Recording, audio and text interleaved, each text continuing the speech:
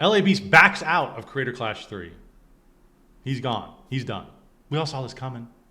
With Harley backing out, like, who the hell is he going to fight? There's nobody there. Nobody else is stepping up. Nobody, like, he's like what is he, 6', 6'1", 200 something pounds? Like, yeah, let's go find somebody like that. Even in 5 months, finding somebody who's 6', 6'1", who's been training with endurance, like this type of boxing endurance, like, that's not going to happen.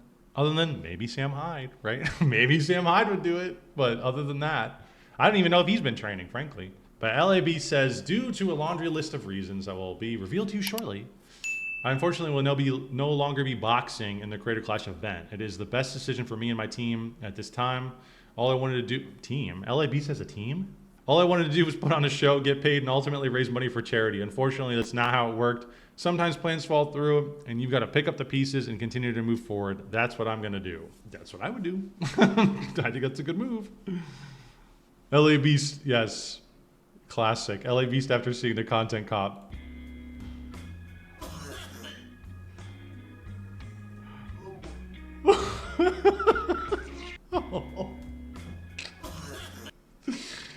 Was just like a 30-year-old Crystal Pepsi there? Exactly. Yes, that's what I said. Why doesn't Drama Lord just or Happy Punch just do their own Creator Clash thing? I bet you they can get better creators than freaking Anissa and iDubbbz could drum up off the street. The homeless people that they dragged in. Like, I bet you they could figure out better people. Like, Keem and Happy Punch should just do one with like all the lolcows they have. Like, I bet you Wings and Boogie, I bet you they would do that. They could be the main event. Get RTU on there. I'd watch that. Like a fat boxing event. Or sumo wrestling. There you go. Hey, Keemstar, do sumo wrestling with your lolcows. With these 500-pound gamers. Do sumo wrestling. That oiled up sumo wrestling. I would watch that shit. It would be disturbing, but I would watch it. And I think a lot of the people would too. The new owners of Creator Clash have revealed that Ian and Anissa were originally set to receive 34% of the profits from the charity event. I thought this was for charity, but you're taking a third of the profits for yourself. But then I thought, well, it's probably not going to make a profit, so so really they're getting a fat goose egg is what they're getting. They're probably not going to get any profit from this. They would probably have liked to have 34% profit, but it doesn't look to be the case. Doesn't look like that's going to happen. So it says, yes, each fighter receives a guaranteed purse. That's what Tubbo was talking about a minute ago, to cover their it's to cover their expenses and their training. And in addition, 20% of the net profits from the event will be evenly split among all fighters. And where does the charity come in? Does the charity? Is it a separate thing? I guess I'm guessing. So these two pieces of shit are making profits off cancer patients' name. So much for learning empathy, LMAO. They are sociopaths. Imagine you use your clout to create an event. You mouth off and destroy that clout. Your fighters all back out. You lose the event. You lose your cut. And now everyone knows your business model isn't like you. That was a lose, lose, lose, lose, lose, lose. That already explained the 34% rule. To learn more, Google Anissa Rule 34. No, don't do that. Don't do that. You're going to regret it. So we got Billy Mitchell here, and iDubbbz posted this on the 29th on looks like, what is this, Reddit? Yeah, Reddit Gold. You're Reddit Gold, kind stranger. He says, to my fans, viewers, I want to clear some things up. Now that Anissa and I are no longer a part of Creator Clash. Now the tell-all, now that he's not in it, right?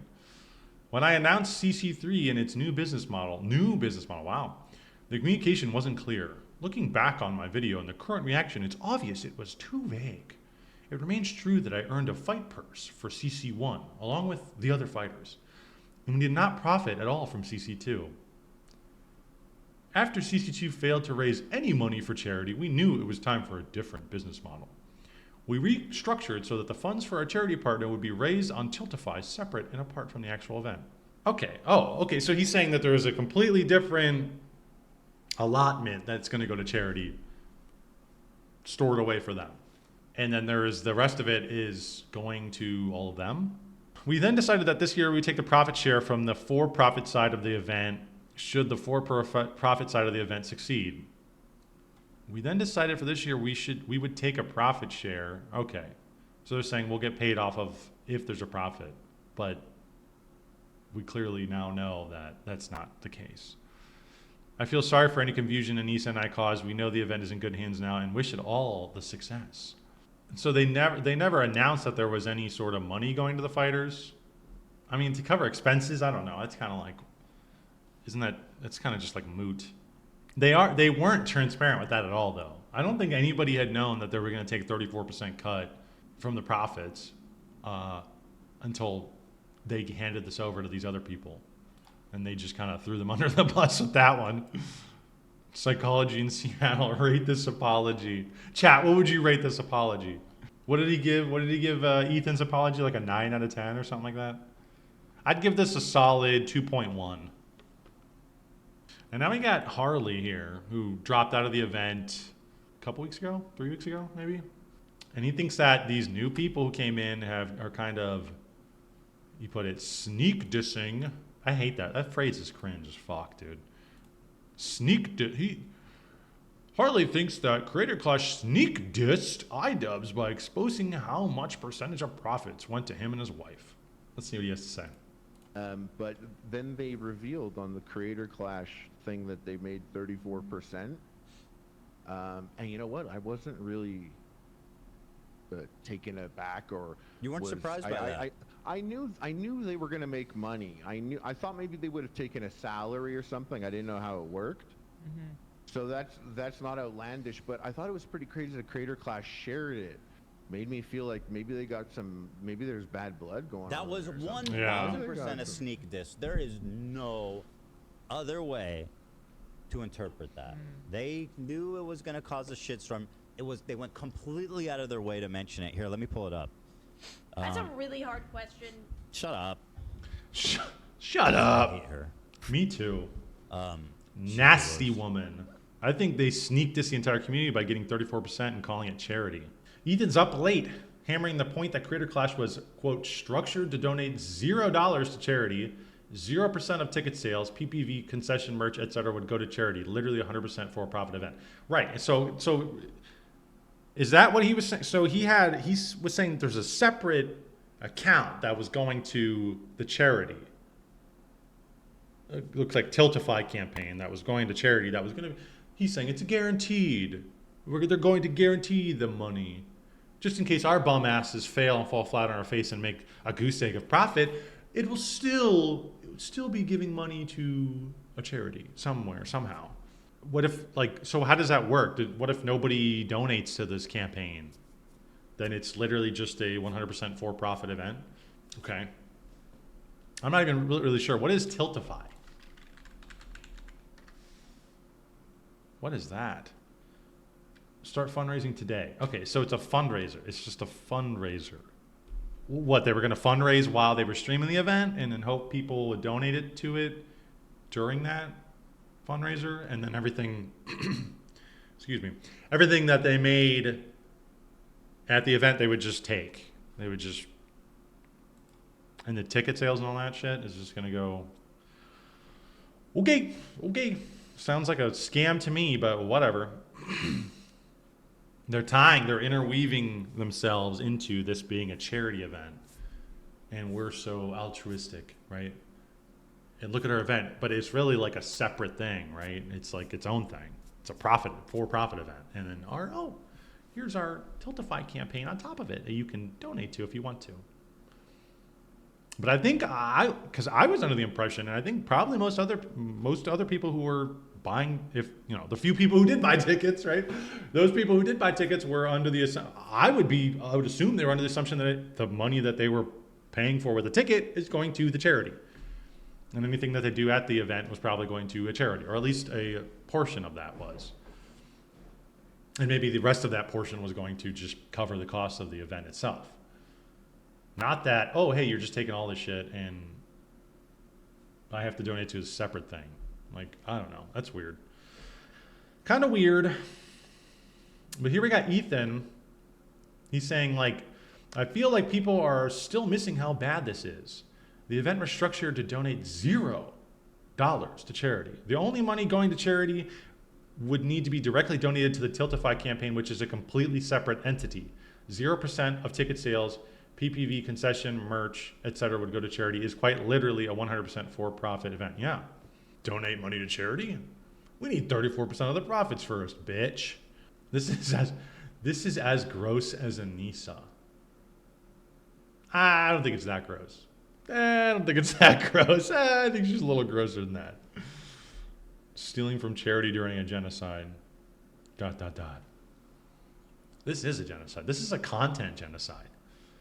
This is like the worst type of genocide you could have.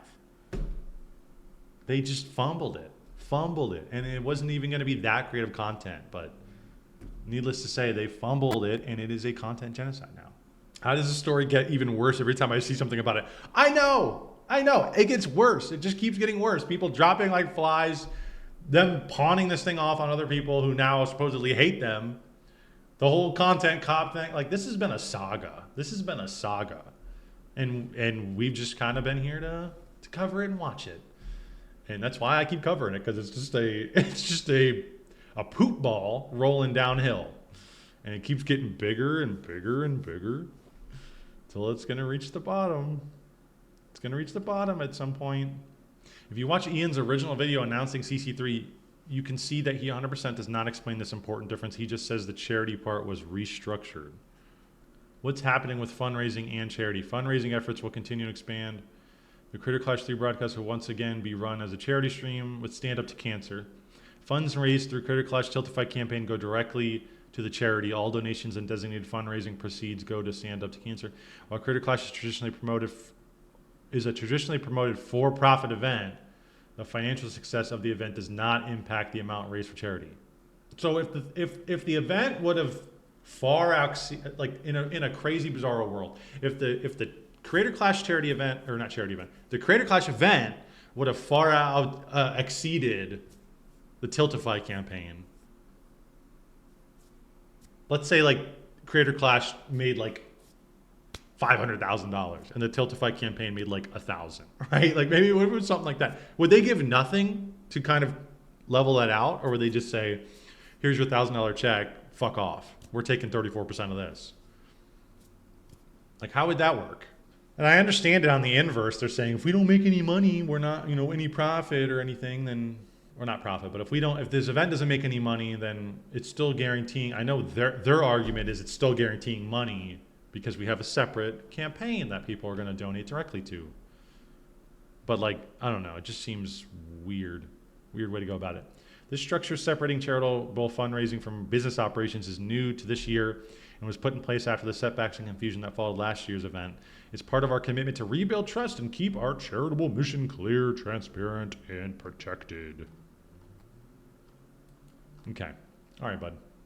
So that's the update on iDubbbz. They've handed it over to these people, and we'll see what they are going to do with it. October, apparently. Let's see. Let's go to the... They took them off. No, no. Oh, no. Okay, so their main event card is no longer a thing. Tubbo is probably not going to do it either. Should I make a prediction? Should I throw it down there? I'm going to predict. Fuck it. I'm going to go ahead. You guys can clip it. Or I'll clip it. Whoever the fuck. Tubbo's going to drop out. He's going to drop out because he's got other shit going on. Which means Sapnap's probably going to drop out because he's got nobody to fight. And then we're left with this is the main event, Kevin Lurdawachoggle and Myth. Which... Who? I feel like, was this guy talking about dropping out too? I should look real quick. But Creator Clash is delayed. Creator Clash is delayed to a date far in the future. For me, this is a huge bummer, not only because I was bringing out a bunch of my family, but I was losing weight at a lightning clip. Losing weight at a fucking lightning clip. And I got down as low today. Oh, is he going to say as low as he's ever been? Dude, this guy is like distorting his body. He's suffering. And he gets screwed. He gets screwed out of it, and his family is getting screwed too out of an event. Look at his face. Let's see his face here again. For me, this is a That look away. huge bummer. This is Not a only huge because I bummer. was bringing out a bunch of my family. No, the purse slipped right. But I was losing weight at a lightning clip. I was losing Lightning weight clip. at a fucking lightning clip. And I got down as low today. That's so bad, dude. That was on the 25th, so yeah, it was a few days ago. Why? What happened? What the fuck is that? What the fuck am I seeing, bro? Keem, what am I seeing under your fucking post? What is this? Yeah, that would be sweet. Sam Hyde, Froggy Fresh, and Brandon Buckingham fighting in it. That would be sweet. I would buy a ticket to that. Sam Hyde versus Hassan. Make it happen. Make it happen, big guy. We want to see it. They should have better streamers but less violent competitions. Kind of like what Mr. Beast was doing. He had what was that event he did just not too long ago? I kept seeing those XQC posts of him running on the fucking treadmill. But I don't even think here's the truth. Here's the truth. iDubbbz and Anissa don't have pull. They don't have Mr. Beast pull. Nowhere near it. And so they would be cucking on the event for nothing, because even if they were like, oh, we'll do something a little more streamer friendly or whatever, not as violent or whatever, you'd still wouldn't get anybody, like who they don't know anybody. Who are they going to get? They're going to get some of their lefty communist buddies out there, some of their Palestinian buddies. I just don't think that this is any way that they just gave up on it. They ran out of steam. They didn't have the cojones to deal with it. Sorry, that's just the case. That's what happened.